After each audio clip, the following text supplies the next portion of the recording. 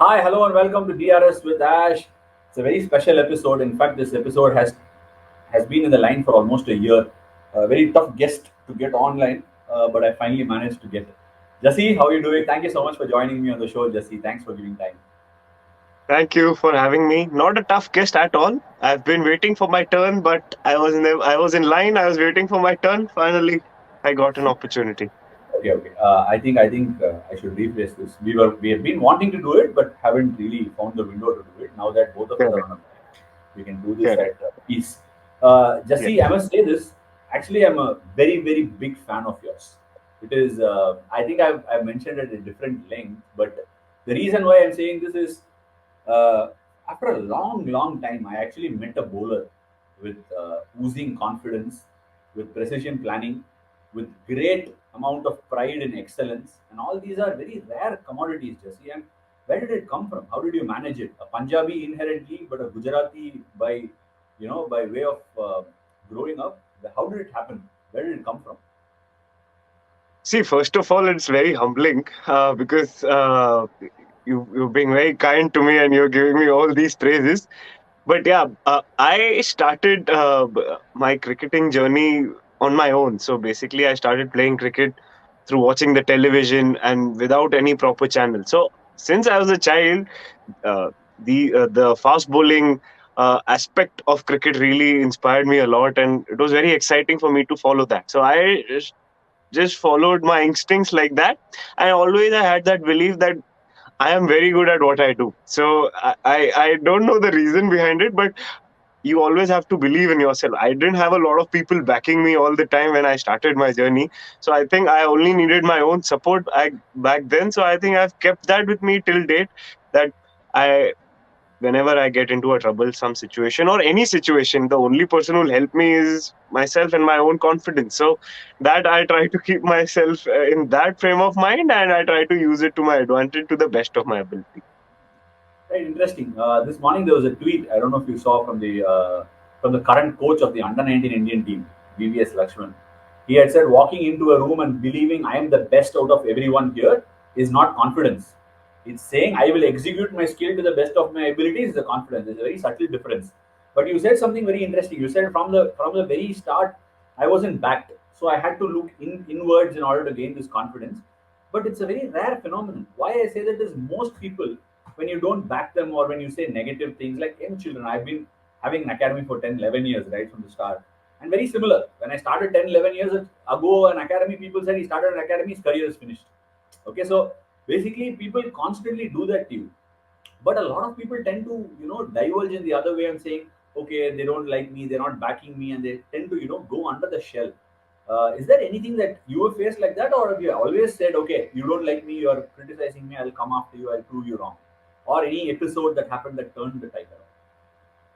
See, as a child, I always have had that belief because my family comes from an education background. My mother's a school principal. Everybody's oriented was a school principal. She's retired now, but they had no idea that sports can be made into a career. So there was no family support that okay, you can play cricket and you can make a career out of it.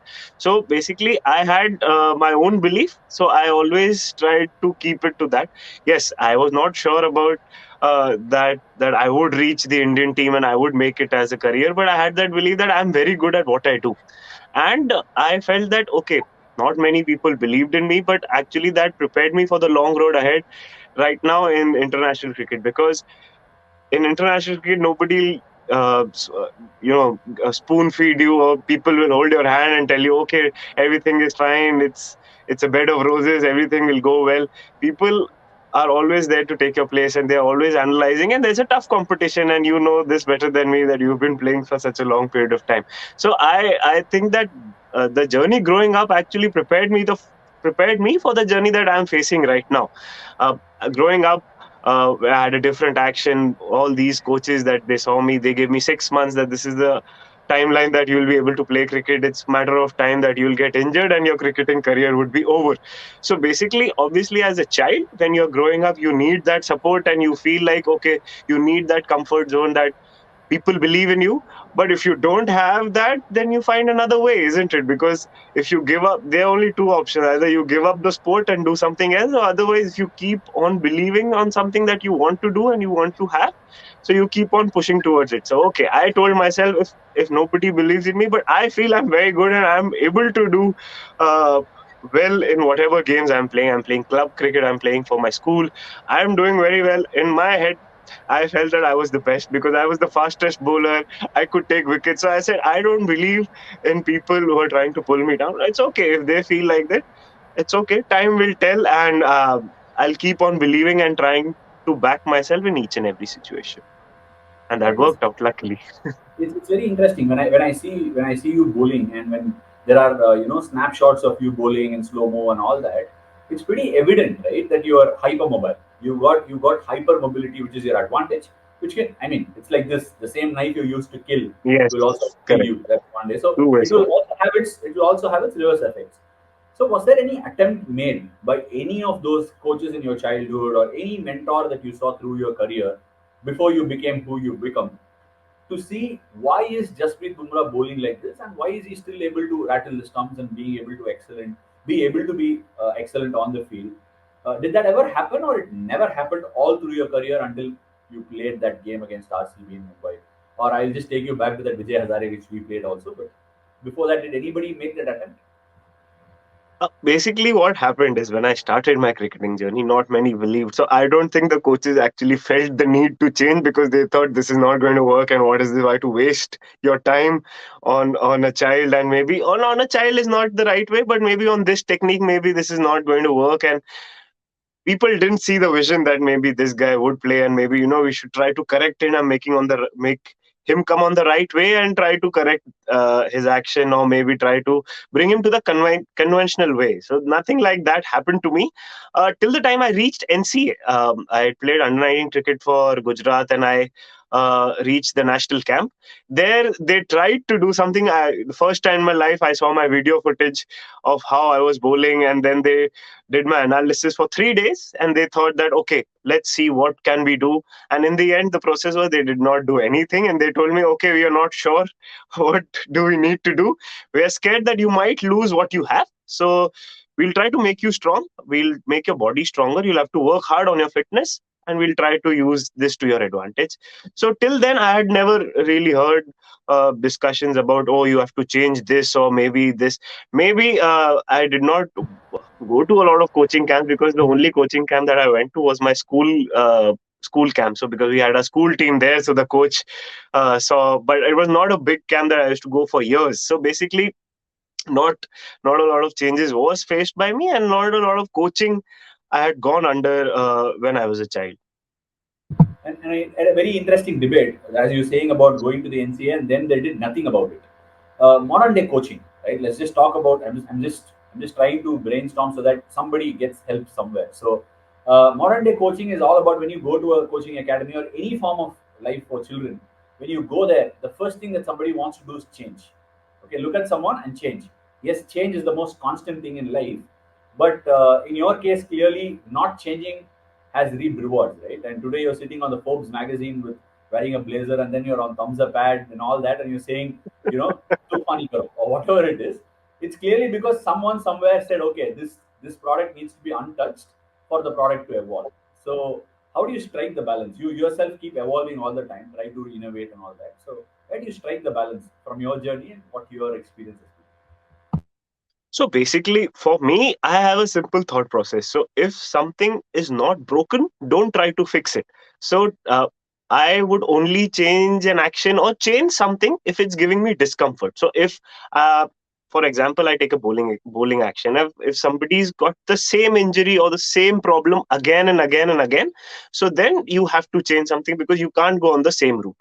But on assumptions that this might happen or this will happen, then I am not too sure about that processes because uh, I am very aware of what I do. I like to be like that. So I nowadays try to keep an eye on what I am doing, how I am bowling.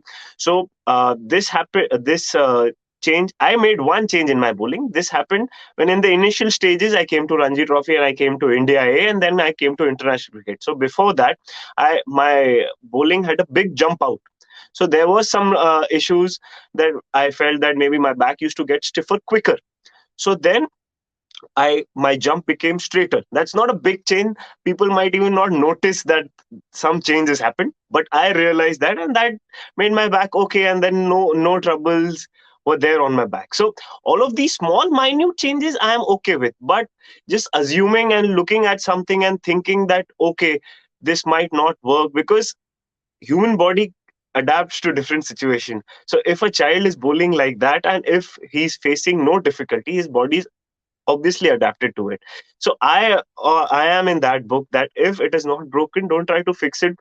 And if it is working, how can we add more advantages to it and keep the strengths that the child might have, or the person might have when he's using that skill.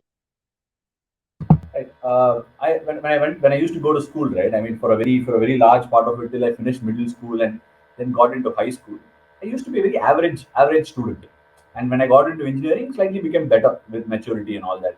And I used to come back home, and then I used to ask my mother, saying, "Okay, why do I go play the sport, go back to school, and keep struggling to match up with all these things? Am I even good enough to do something?" She said only one thing: there are no two fingers in the world that are the same. Look at your index and your middle finger; they're not the same. Okay, so in this modern day and age, like with social media and so much talk around how efficient a Jasprit Bumrah's action is, or for example, a Steven Smith's batting technique is, people go into an academy, children go into an academy, or for example, that net bowler in an RCB who comes and bowls net bowling to everyone, who bowls exactly like Jasprit Bumrah. And I recently came across a batter in our academy who tries to bat like Steve Smith, right? Sometimes his right leg comes in front. So this is being unorthodox. Whatever you say or not, you are unorthodox to the rest of the world, which comes naturally to you. But a lot of people nowadays are trying to be unorthodox looking at you. Is it possible? Because what are the challenges that your action present to yourself? Because it's natural to you. But for someone else who's trying it, it could be catastrophic. So what are the difficulties you go through with an action like that? Are you facing difficulties? Do you have to do something day in and day out to keep going? So when I was a kid, I could relate to this, because when I was a kid, as I told you, I didn't go to any coaching panel. So I learned my cricket through watching TV. So I used to copy every bowler's action. Till date, I try to copy a lot of actions, but I used to, and your action is also one of them.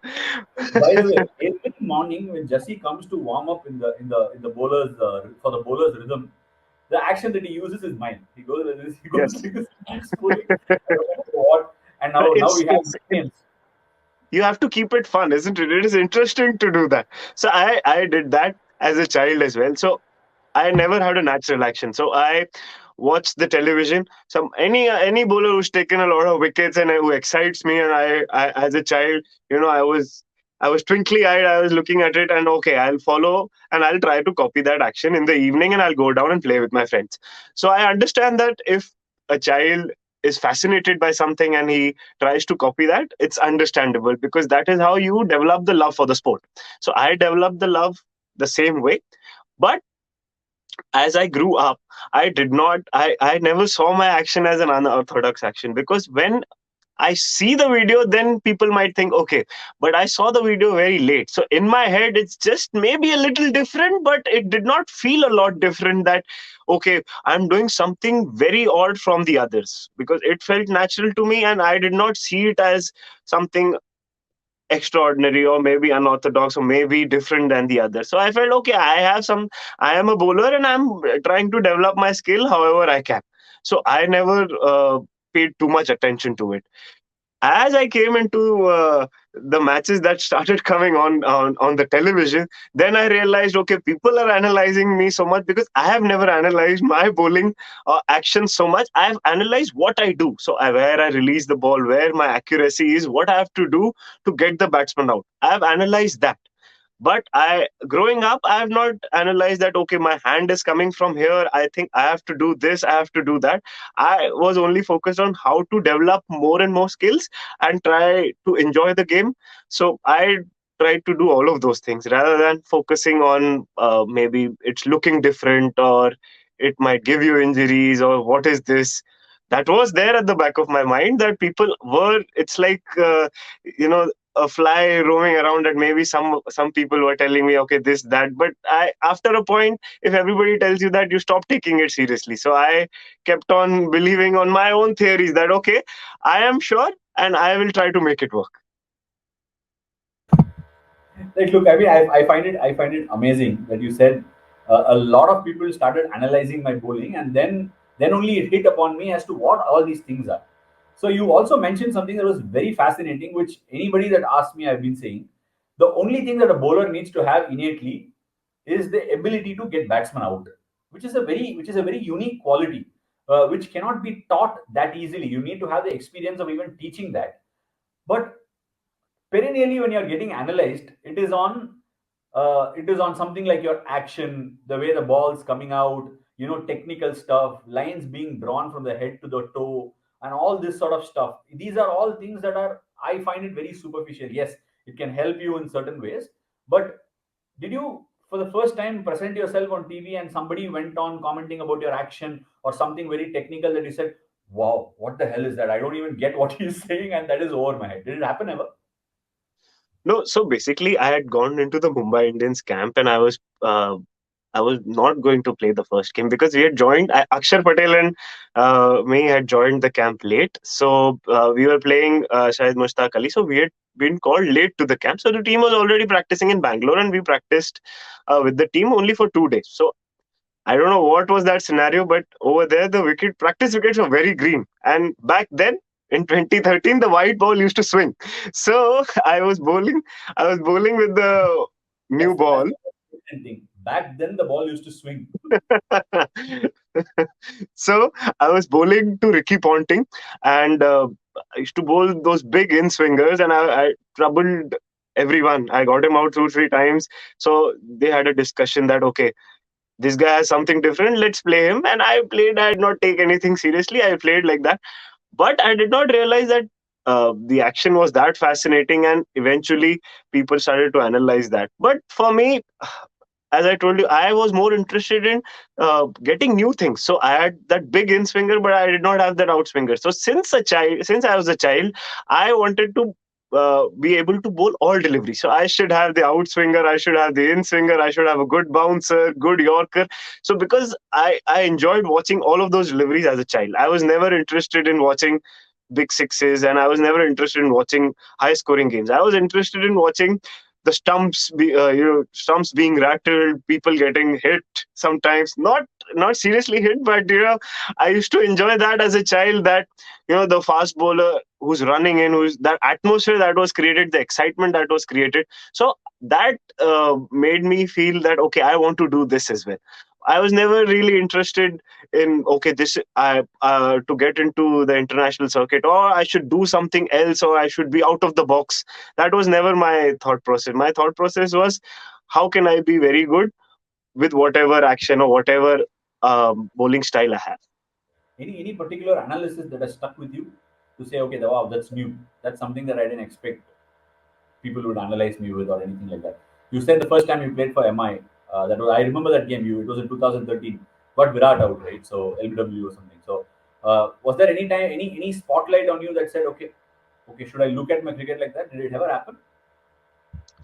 Basically, what has happened with me is that initially, because I had stopped listening to a lot of people, and that happened in my journey, and that got me wherever I was.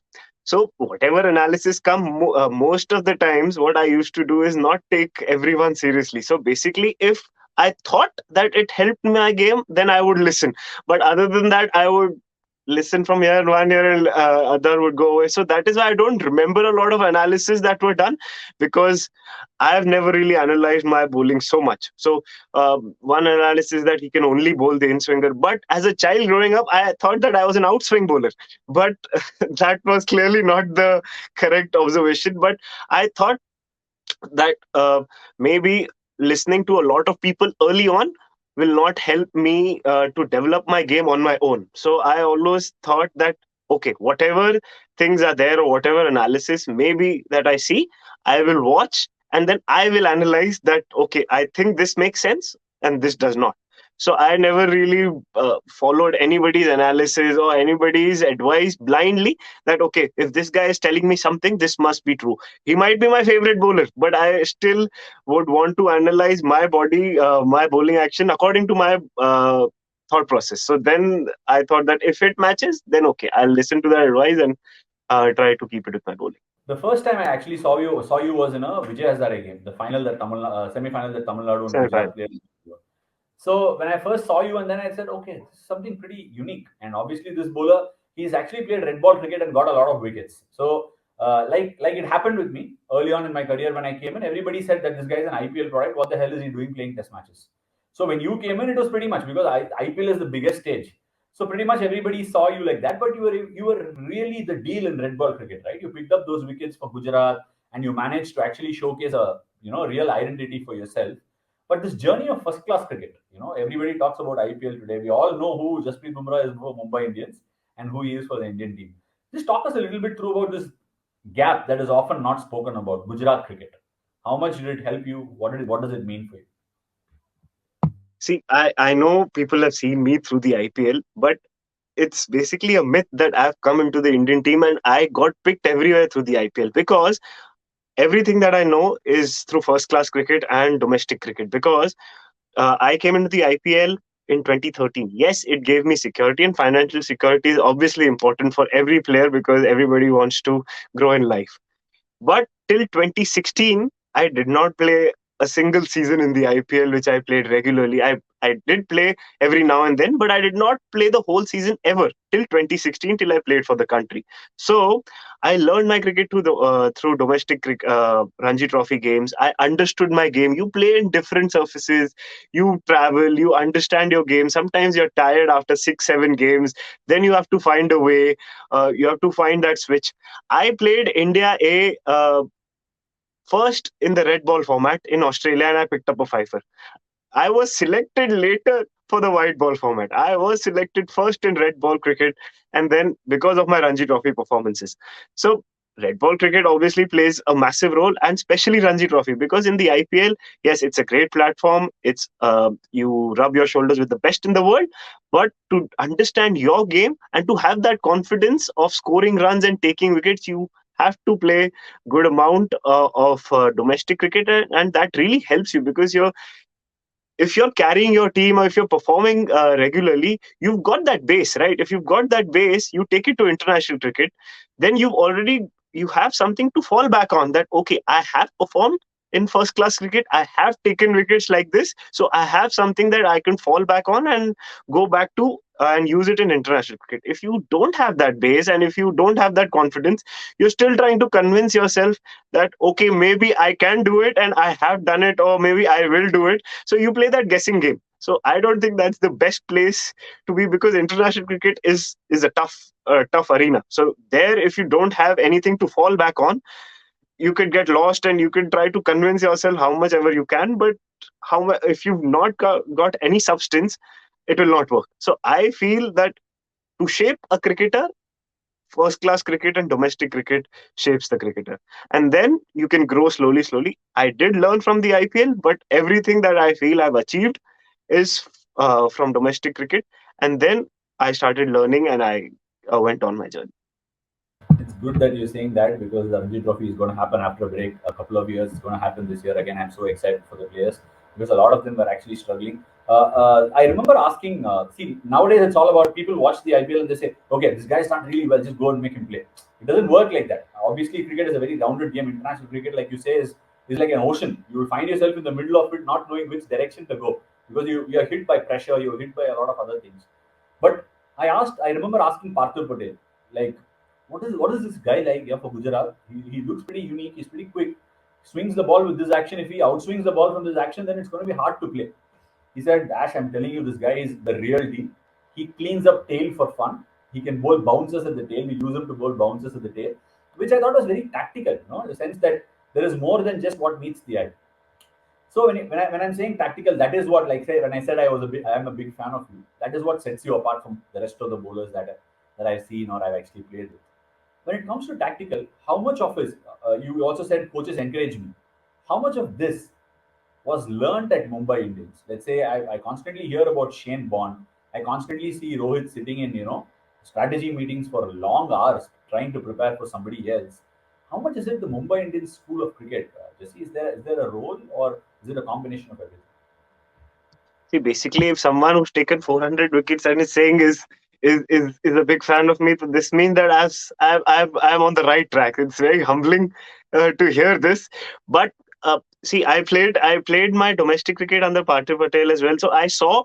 And so I started bowling round the wicket. I started using that round the wicket angle. So all of these learnings I picked up with me. So as he played a lot more cricket, and he knows how to use a bowler. So I was learning my craft then. So I understood, okay, this is an option that can be used. You can bowl round the wicket, you could bowl bouncers, you could use the short ball against the tail to get wickets. So I had learned all of that in domestic cricket by his advice and watching, and the guidance that was given. Then I reached the Mumbai Indians, so I had my set templates of how I want to play T20 cricket, because that has got me here. So as a cricketer, you feel that, okay, I will stick to it, and I maybe if I change, or maybe if I might lose the things that I had. I, like you told me that, okay, be happy with what you have and try to keep that with you and try to follow the same template. But when I went there, Shane Bond and the Mumbai Indian setup helped me to understand how to analyze and how to plan for different batters. So basically, when I started, I had 2 3 deliveries, but I didn't know what field to keep when. So I did not know if I have to bowl a Yorker. I don't know what field to keep. I used to tell, okay, I'm going to bowl this ball. You set the field accordingly, because I didn't know where the ball would go, because my accuracy was still in the developing stage. So I was not sure where the ball would go. If I bowl a Yorker, I was still learning how to set fields. So that I learned, started planning on my own. Slowly, slowly, you understand, okay, when you bowl this, the batsman will hit there. So I started studying my own game. I started analyzing like this, that, okay, this is what we have to do. And then the planning aspects came as well, that people are preparing for you now. So they expect this. So you have to have things that are out of the syllabus, or maybe out of the thought process of people that you might be able to do. So all of these things came to me in Mumbai Indians, that, okay, maybe you have to develop a slower Yorker, because in Mumbai you cannot bowl a slow ball because there's a lot of dew. The slow ball doesn't hold on to the wicket. So what do you do? How do you find a way? So to find all of these ways, trying different things and developing it with confidence, that came to me in Mumbai Indians. That they pushed me a little bit. Shane Bond pushed me to go out of my comfort zone and try new things, put me under pressure, that this is the thing that you've not done. So that helped me to widen my skill set. So yeah, I always try to keep all those learnings, maybe some learning that I had in Ranji Trophy, and even in Mumbai Indians, whatever helps me, try to keep it with me till date. Have you seen Chak De India, right? Yes, I've seen. So in the last scene, Shahrukh will tell the goalkeeper, "Idhar dekh, idhar dekh." Have you seen that? Left, Like very left. I know what scene you're talking about. so I feel somewhere in T20 cricket right now, right? Like you must be knowing if you bowl 1 centimeter outside off stump, if you reverse sweep, which ball will go here and which inside edge will go, which will go fine, and you have to cover all your bases. It's come to that point for you to save every single run. So being tactically aware and setting your fields is almost a non-negotiable. And that's why when I see bowlers, it's about understanding and trying new things. Nowadays, the culture has changed where people are wanting to try new things, but the far deeper understanding, I hope these things actually get the message across. Fast bowlers and you being an example will definitely set the right trend for the fast bowlers in our country. Before I can't let you go before a couple of more questions. The role of Rohit Sharma, your first captain at Mumbai Indians, probably Ricky was, and then it transformed to Rohit Sharma. Both of you are almost been synonymous with the success that Mumbai has had since. Uh, how's Rohit been? How's your relationship, and how is it helped? It's been very good since the initial days. So basically, when I came into the side, Ricky was the captain, but I was not playing regularly. I started playing a lot under Rohit as well. So he had a lot of confidence in me. He instilled a lot of confidence. He saw me bowling in the nets, and he saw what kind of skills that I have. So he always backed me, and he always told me to believe in myself. And he, whenever in the initial stages as well, he had a lot of trust in me. So he'll give me the important overs. So that tells me that, okay, I can do the job. Sometimes you're still trying to convince that, okay, maybe it is the right call that I am doing the tough job, but initially that they put you into the tough zone, so then you'll find a way how to come out of it. So it's been the same relation has been there. He has a lot of trust in me till date.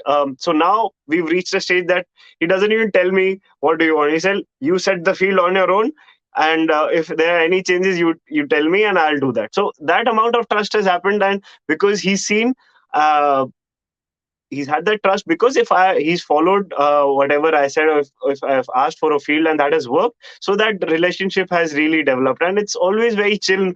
Some days things might not go well, but he always has kept the atmosphere in our team very simple, and he's always tried to keep it very calm. So all of these things have really helped me as well as a cricketer, that maybe not to get too overawed as well sometimes in a tough situation.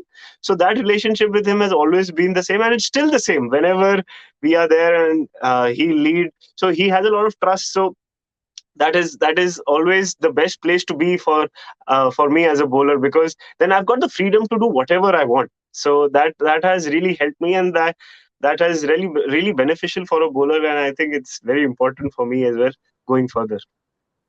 Right, Mumbai Indians. All your time at Mumbai Indians, the current vice captain of the Indian one-day series that just finished. Leadership, Jesse, is something. Is it something that you ever harbored thoughts? You've been in Mumbai Indians. Has it ever crossed your mind? You've been a very big Mumbai loyalist. You've just been thereabouts. You could have well gone for a higher price in the auction, but just chose to be there and be a loyalist. And I'm sure you're enjoying your time out there. And have you ever thought about leadership, harboring thoughts of it, or Mumbai Indians it is, and that's where it will be? Is that how it has been? I don't like to chase things, because I don't want to. See, I am a person who believes that God has a plan, and everything will find its own way. So I don't like to hamper things, or I don't like to try to hamper the plan that is there. So I try to uh, never chase anything, because I don't want to hamper the plan. So basically, whatever role that is asked of me, I would do it with the best ability that I can. There's something that I don't want to, change the whole organization and chase something which is. As a leader, you're always a leader when you're a senior member of the team. So it's just a post that comes with you. So basically, you try to help all the people in whatever capacity you can. So even in Mumbai Indians, we've got a lot of senior players, but now I am one of the senior players as well. So you help the captain, you help everyone, you play the leadership role even when you're not asked to. So that's how I look at it. I never want to, just for personal satisfaction, have that, okay, I want to be this, I have to be the captain, I want to be the post. It's just a post, it's just a name. You have to do your job, and you have to help people in the best way you can, and that's why that's the way I look at it as well. Yes, if given an opportunity at any scenario, it would be an honor, and I would never ever shy away from that. But it is something that I don't go looking for. So that is the way I look at the leadership aspect of the game. No, I just asked so that if it is there in your head or you're exploring it or something. Remember, Jesse will chase only in his cricket, but otherwise he believes in karma and he'll allow karma to take Not its own. karma, in the sense that everything is meant to happen. So eventually, if I lose a game as well, I tell myself, okay, it was not meant to happen. I gave my best. I've given the best that I could, and then I can live with the result. If in that moment I've given everything that I have, I can live with the result, win or lose. You can be a spiritual guru very soon. Anyway, the final question before I let you go, a very important question, very close to my heart. Jesse, the tennis ball cricketer, to Jesse, the cricketer right now, to Jesse, the batsman that we have seen, the most improved batsman across world cricket at this point of time. Can you just talk us through it? Jesse, the tennis ball cricketer, to the world beater, to the wonderful, probably the world's best number nine at this point of time. Can duck, can hook, can pull, take a battle on, leave the ball well, can defend. What next? So tennis ball cricket is I'm very fond of that. I don't play that anymore, but that is how I developed the love of the game, because every evening you'll play, and over there you only bowl one ball. that is the Yorker, because that is the only way. There's no length ball, there's no bouncer, because that is the only way to get away with it. So that keeps with that is there in me, and that will always be very fond. So going from there, the journey started, and I'm very happy that I used that trick and tactic that I learned in tennis ball cricket. I took it to leather ball and in international cricket as well. So that really is exciting. Batting is something that we are working and we are trying to get better, because, as you are aware, when we bat, it's a lot of fun for the team to watch, and that is something that we are trying to change. So basically, Vikram sir coming into our setup as well had a lot of conversations with us that we have to try and contribute. We don't ask the batters to contribute with the ball, because we feel that we as bowlers are bigger people and we want to contribute more. So we are trying to contribute with the bat, because it can play a massive role, because when we bowl and if the lower order clicks, it is frustrating. So we understand that, and we are trying to do whatever I can to the best of my ability. I am trying. So basically, the pull shot has also come from tennis ball cricket, because there you don't play with the straight bat, isn't it? Everything is across the bat. So I think all of those tricks, sometimes you can carry it with you in season ball cricket, and it can help you. So I think that is the two aspects I think tennis ball has got it to me. And in batting, that is enjoyable, but not as enjoyable as bowling. But yes, you are trying to contribute towards the team in best way possible with the limited ability that you have. Okay, I wanted to let you go, but just last question. I can't let you go without this. Recently got married. Sanjana and you seem like a wonderful couple, equally balancing out each other. How's the married life been? From being just all alone in your room and being a loner and enjoying your me space, how does it feel to have someone else in your space? And even now, she set the camera up for you. So how does it feel? So it's been very good. So people have different opinions. I've got a very interesting opinion that basically it has really helped me as a person to grow, and it has made me very calm. I was not very angry, but it made me calm and much more relaxed in life. Basically, what has happened, because you play a lot of cricket, you're continuously playing cricket, you're not able to switch off from the game.